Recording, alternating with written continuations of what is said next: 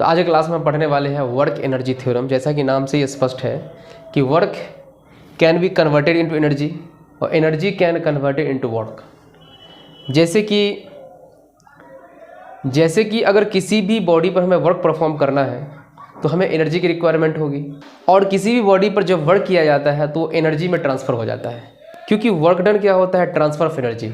Energy transfer कर जाती है किसी ब्लॉक में। तो कुल मिला के बात ये है कि वर्क और एनर्जी है जो इंटर रिलेटेड है। तो हम इस प्रिंसिपल के बारे में पढ़ेंगे कि ये प्रिंसिपल कहता क्या है। ये प्रिंसिपल कहता है कि जब किसी बॉडी या सिस्टम ऑफ बॉडी, पार्टिकल्स या सिस्टम ऑफ पार्टिकल पर वर्क, किसी भी एक्सटर्नल फोर्स द्वारा वर्क किया जाता है तो उसके एनर्जी में चेंजेज आ जाती है। ये जो चेंजेज इन एनर्जी है वो टोटल वर्क डन के बराबर होता है। ऐसा कहता है हमारा वर्क एनर्जी थ्योरम।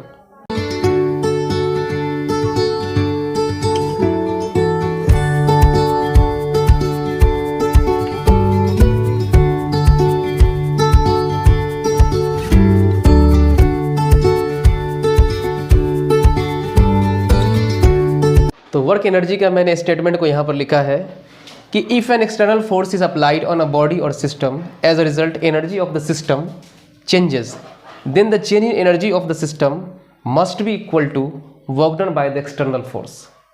उसका मैथमेटिकल एक्सप्रेशन ये है कि ई एफ माइनस ई आई, ये हमारा सिस्टम का फाइनल एनर्जी है, ये सिस्टम का इनिशियल एनर्जी है, equal to work done by external force plus work done by friction. तो ये हमारा बेसिकली ये स्टेटमेंट है। ये वर्क एनर्जी थ्योरम सभी फोर्स के लिए वैलिड है, चाहे फोर्स कंजर्वेटिव हो चाहे नॉन कंजर्वेटिव हो। तो हर फील्ड में, कंजर्वेटिव फील्ड में भी ये अप्लाई हो सकता है, नॉन कंजर्वेटिव फील्ड में ये अप्लाई हो सकता है।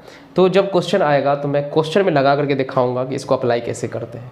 तो बस अभी हम स्टेटमेंट को पढ़े कि ये स्टेटमेंट ये कहता है कि जब किसी बॉडी या सिस्टम ऑफ बॉडी पर कोई फोर्स अप्लाई किया जाता है, अप्लाई करके वर्क किया जाता है, तो उस बॉडी के जो एनर्जी में उसमें चेंजेज आती है।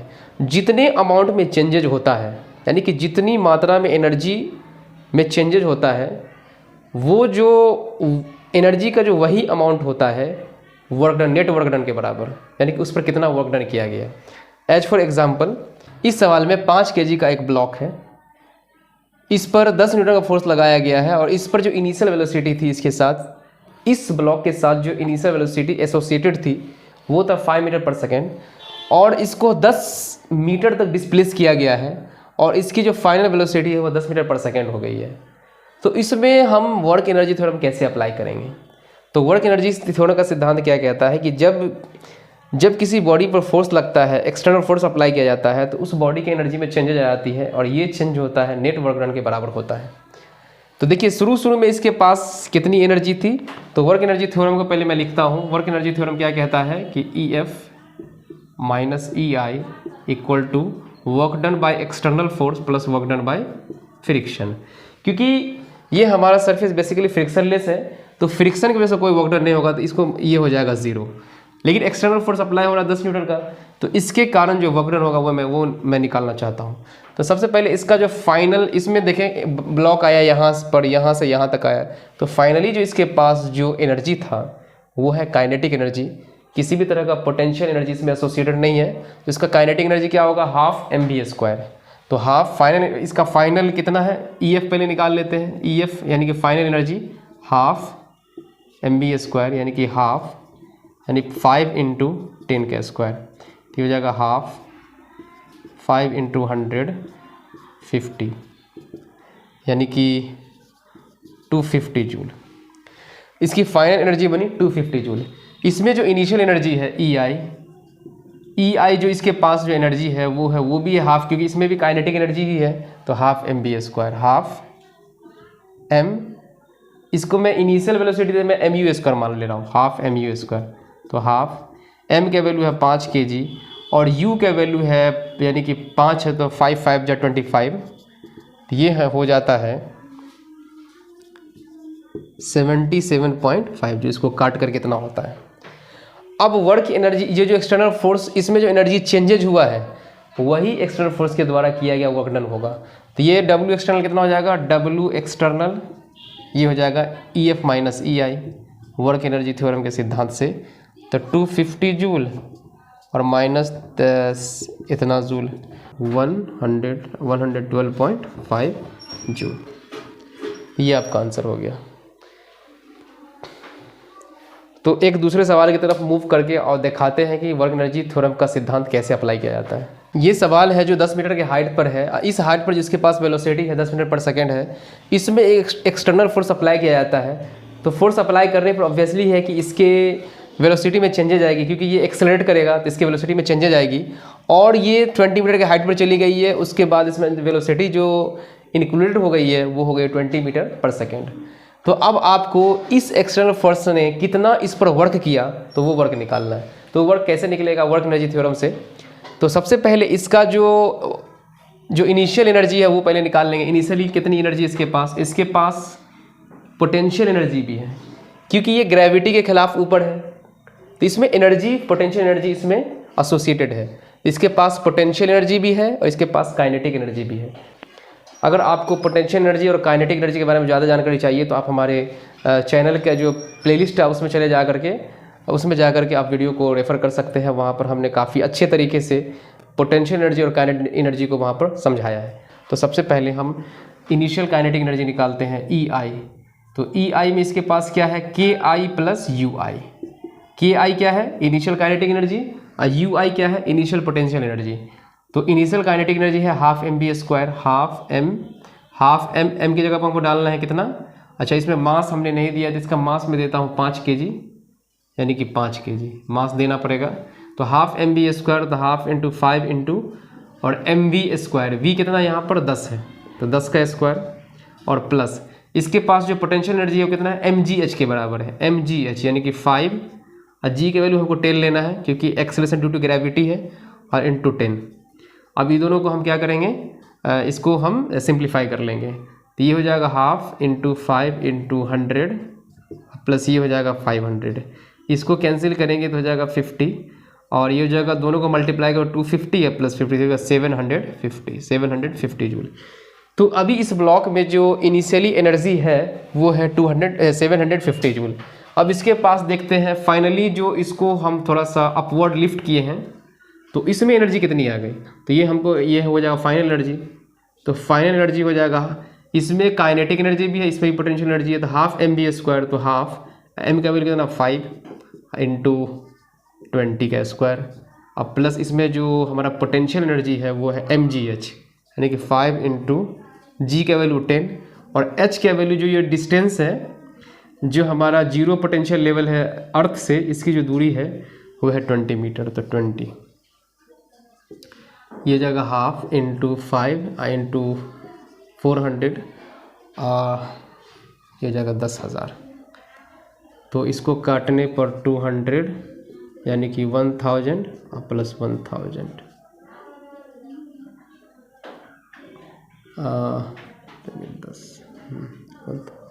ये जगह हमारा 2000 जूल हमारा फाइनली हो गया। ठीक है, तो अब वर्क एनर्जी थ्योरम के सिद्धांत से EF minus EI equal to हो जाता है W एक्सटर्नल यानी कि work done by external force. ये जो एक्सटर्नल फोर्स हमने अप्लाई किया फोर्स, इस फोर्स के द्वारा कितना वर्क होगा।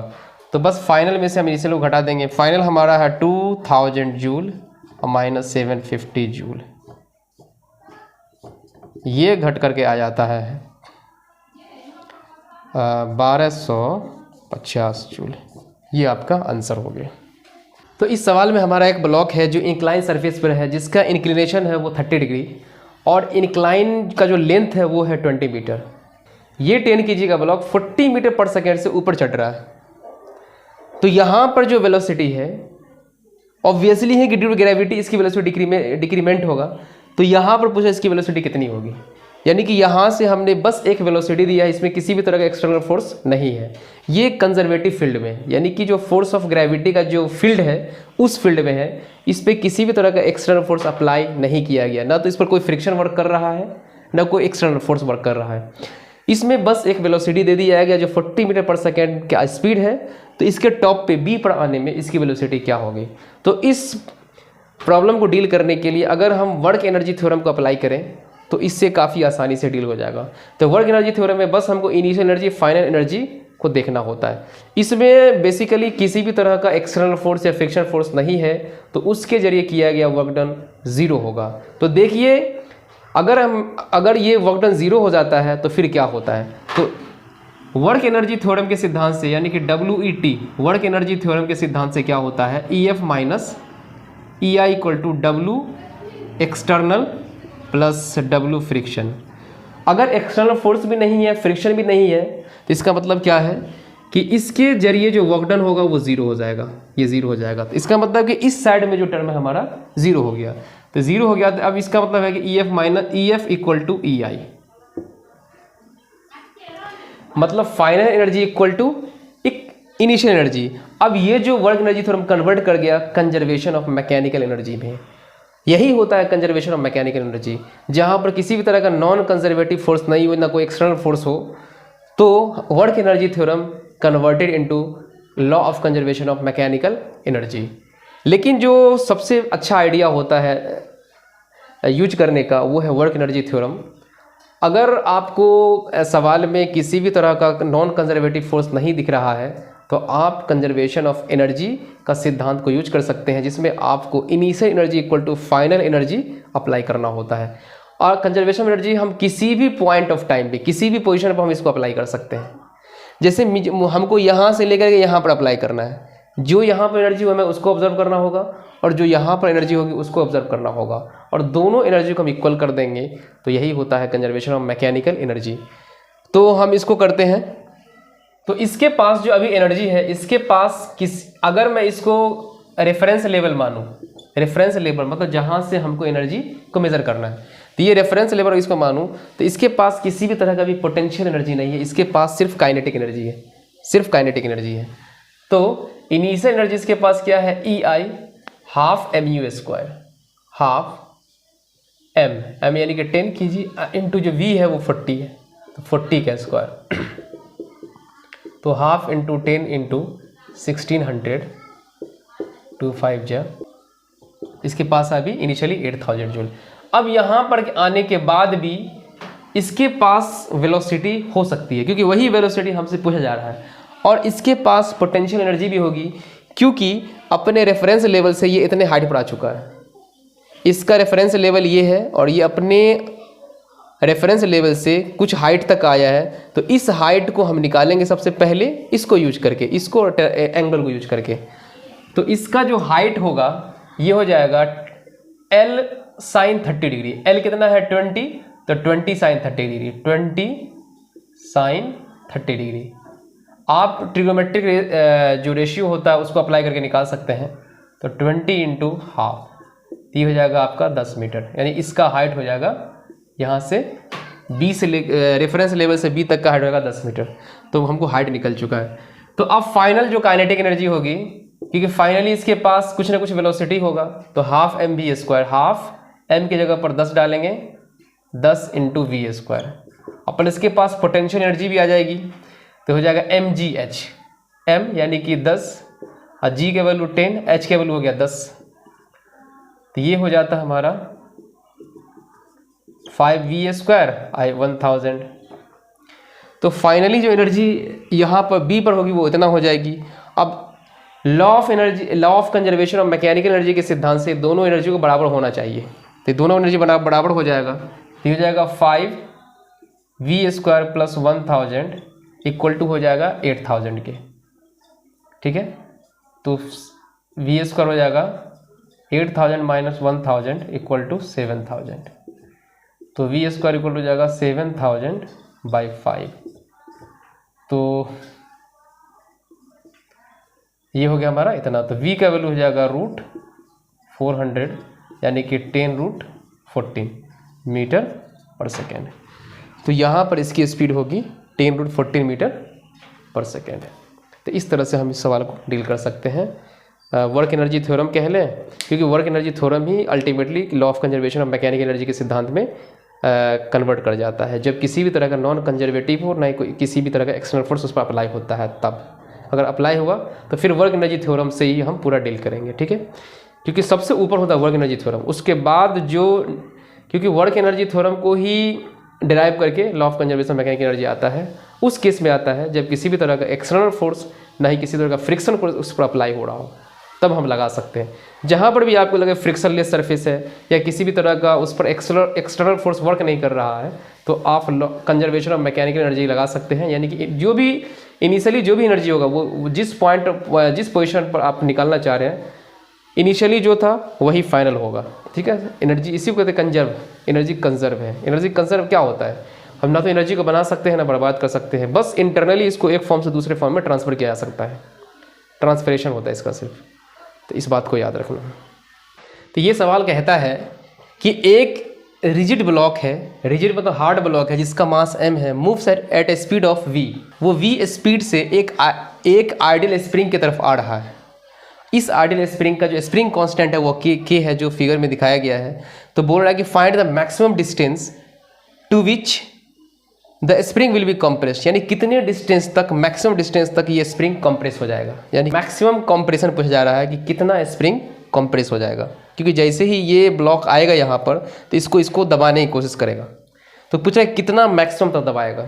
अच्छा, ये जो स्पीड जो थी तो फाइनली इसका स्पीड 0 हो जाएगा, क्योंकि मैक्सिमम दबने के बाद एक समय ऐसा आएगा कि इसकी स्पीड 0 हो जाएगी।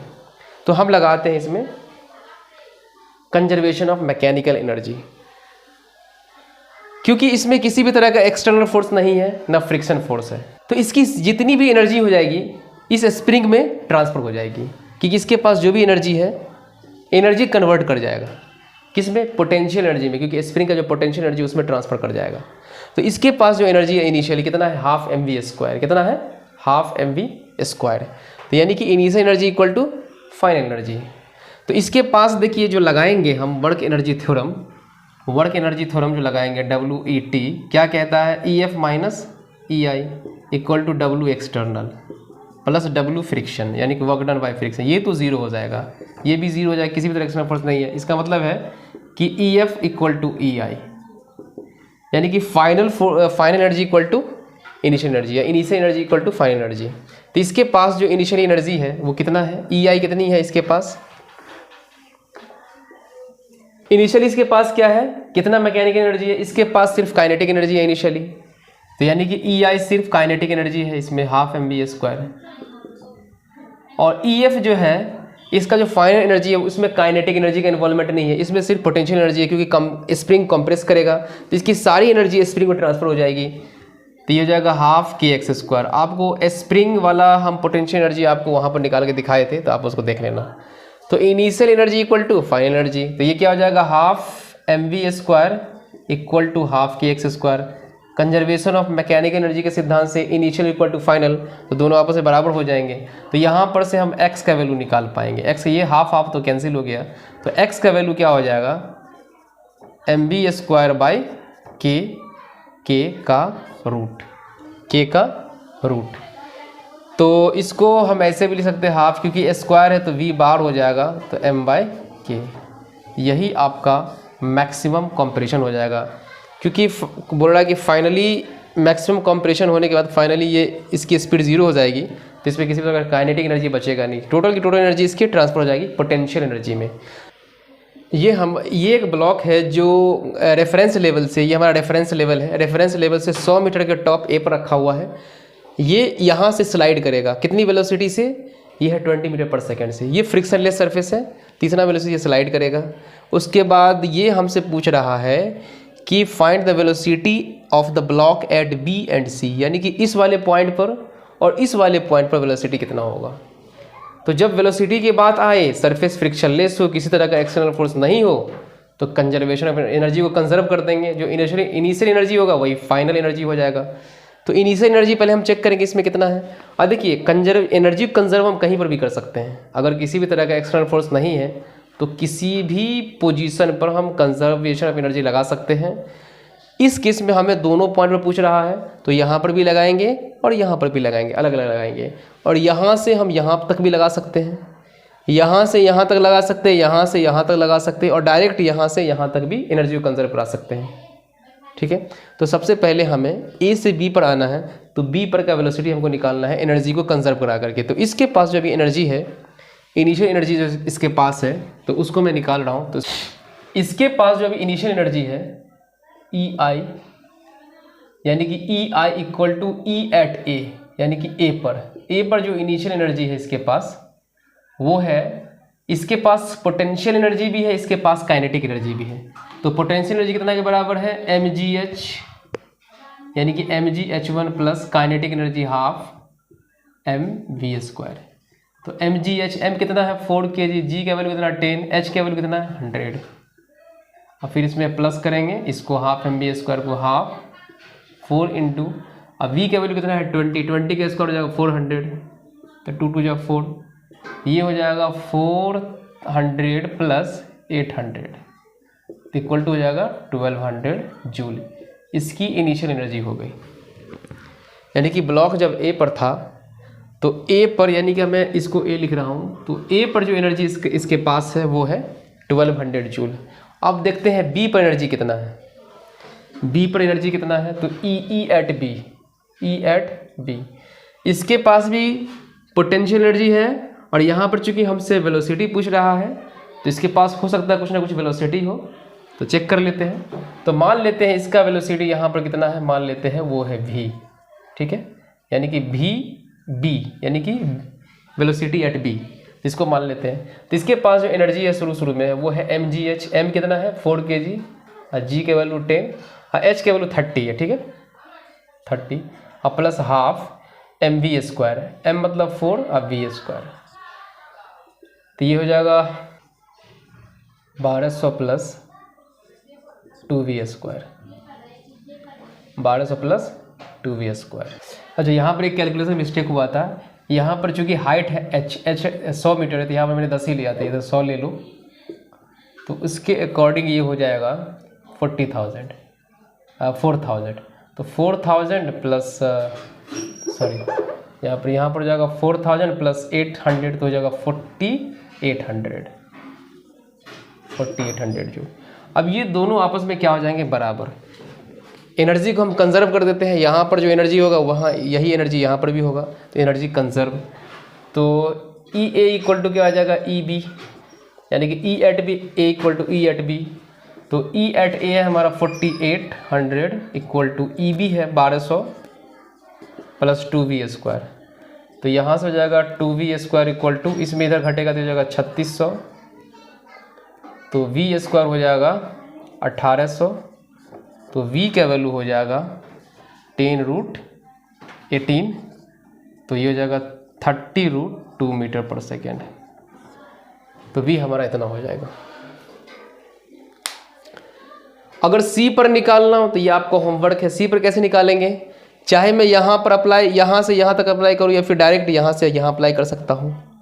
तो क्योंकि एनर्जी कंजर्व ही रखना है, तो यहाँ पर जो भी एनर्जी है कितना है 4800, और यहाँ पर भी कुछ ना कुछ वेलोसिटी होगा, तो उस वेलोसिटी को हम कुछ मान लेंगे, हाफ एम वी स्क्वायर कर देंगे। हाँ, इसके पास भी पोटेंशियल एनर्जी है, क्योंकि यहाँ पर क्या है, हाइट 50 मीटर पे है ग्राउंड ये रेफरेंस लेवल से, तो यहाँ पर कुछ ना कुछ पोटेंशियल एनर्जी होगा। तो हम दोनों एनर्जी को आपस में क्या, ई ए इक्वल टू ई सी, और वहाँ से हम वेलोसिटी को फाइंड आउट कर लेंगे, ठीक है, जो मेरा अननोन वैल्यू होगा उसको फाइंड आउट कर लेंगे। तो इस तरह से हम वर्क एनर्जी थ्योरम और कंजर्वेशन एनर्जी को हम कंजर्व करा सकते हैं, कहीं पर भी किसी भी पोजीशन में करवा सकते हैं। तो मैं अगले क्लास में इस पर और भी अच्छे क्वालिटी का मैं सवाल बनाऊंगा, तो आपको काफ़ी पसंद आएगा। आई होप ये वीडियो आपको अच्छा लगा होगा। अगर वीडियो अच्छा लगा तो वीडियो को लाइक करें, हमारे चैनल को सब्सक्राइब करें और अपने दोस्तों के साथ ज़्यादा से ज़्यादा शेयर करें इस तरह के कंटेंट को पाने के लिए। Stay motivated. Thanks for watching.